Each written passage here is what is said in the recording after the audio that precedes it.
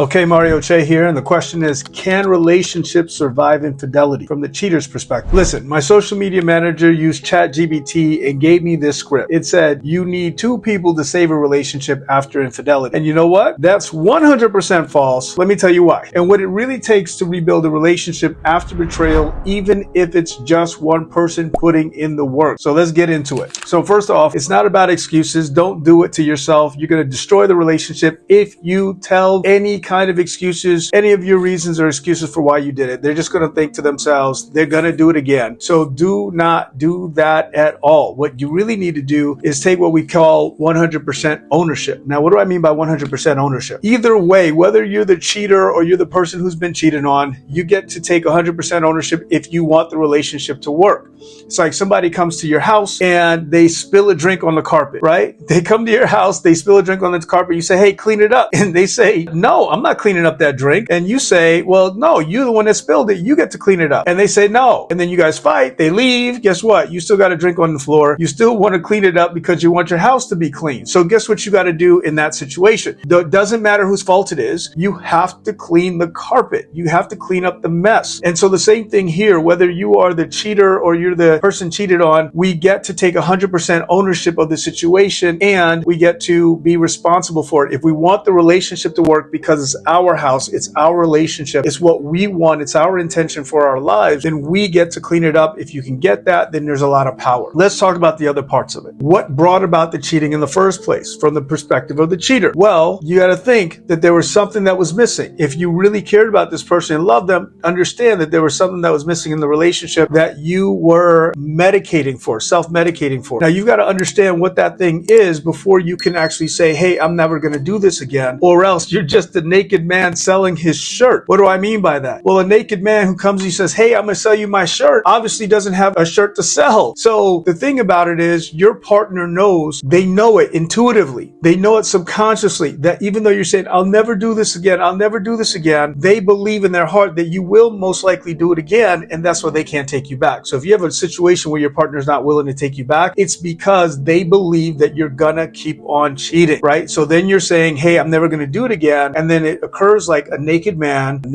who doesn't have a shirt, who's trying to sell a shirt. Does that make sense? Now, here's how you actually get past this. What's gonna be extraordinarily important is for you to do the work to discover, okay, why is it that I did this in the first place? What made me do this, okay? And when we really look at it, what made you do it, like I said, was some form of self-medicating, that you felt like there was something that you needed that you weren't aware of. Now you get to take ownership of that, get responsible for whatever that thing is. It doesn't matter why, right? You're not broken. There was some programming that was running in the background, maybe from some trauma, something else. And if you can take responsibility from that moment and be able to shift how you're being about it, now you can shift the entire relationship. I remember this moment, and sometimes it's a moment that absolutely doesn't make any sense whatsoever. It doesn't make sense that it would create this thing for you, or that trauma doesn't even seem like it's something that would create this, but that's how we work, okay? There's a moment where we create something, we create this idea in our head, and we begin to live this idea out. It's called limiting conversations, and that conversation runs in the background for most of our lives, giving us what we do, giving us the stupid things that we do, and some of the good things that we do as well, but we only want to go to work on the quote-unquote stupid things that we're doing. Let me tell you a quick story. So me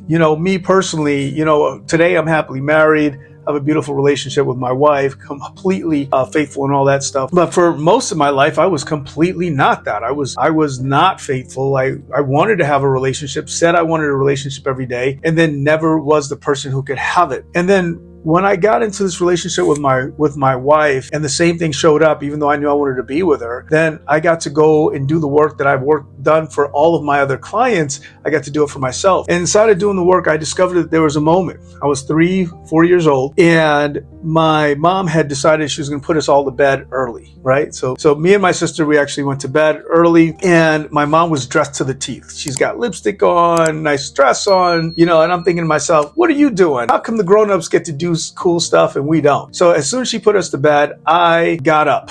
All right, I was waiting until she put us to bed, and then I can hear her talking talking outside to somebody. It was a girlfriend that she was talking to on the couch. I'm outside in the living room, and I snuck outside and I looked around the corner and I hear my mom saying, she says, "Ha ha ha, can you believe that Cello still sucks his thumb?" I'm Cello, by the way. That's what she called me. "Can you believe that Cello still sucks his thumb? Ha ha ha, a big boy like that." And I went back to my room and I cried. I cried like a baby. And I stuck my thumb under my pillow and I never sucked my thumb again. But guess what? I never did again. I never trusted the women that I love, because that was a woman I loved who betrayed me. And so I said that the women that I love betrayed me, right? Later on, that became the women that I love lied, cheat, and betrayed me, right? Is what it became eventually in my life. And so it gave me not really trusting women. It gave me also like not putting my eggs in one basket. The moment I felt like I was falling for a woman, I automatically would sabotage it. I'd destroy it. Or I'd say, hey, what's the point? Because they're going to go ahead and they're going to betray me anyway. So there was this trepidation, this fear that would come over me, even when I was just, just dating someone who I felt really like I started to like. There was something in the background that made me feel like it wasn't going to work out. And so it gave me the self-sabotaging behavior, being someone that I didn't want to be. I didn't want to be like my dad. My dad actually cheated on my mom. I didn't want to be like that. My whole life I said I didn't want to be that person, yet I was that person, right? And so when I discovered this, it was like an aha moment. It opened some things up for me. And then from that moment, I got to be a new man. I got to be the kind of man who could turn really have a relationship work. And it was that moment that I got what it was that was in the way. Now, this is important. Number one, for me to get it for myself so I could keep that promise. So I can make a promise to her and say, hey, now I get to be someone who gets to be responsible in my relationship with you. And I'm not a naked man selling a shirt. I'm someone who can cash those checks, who can keep those promises here going forward. And I have every single day of my life. Now that was important. Now the second step is number one, to convey that to them, right? So now when I conveyed it to her in a way we call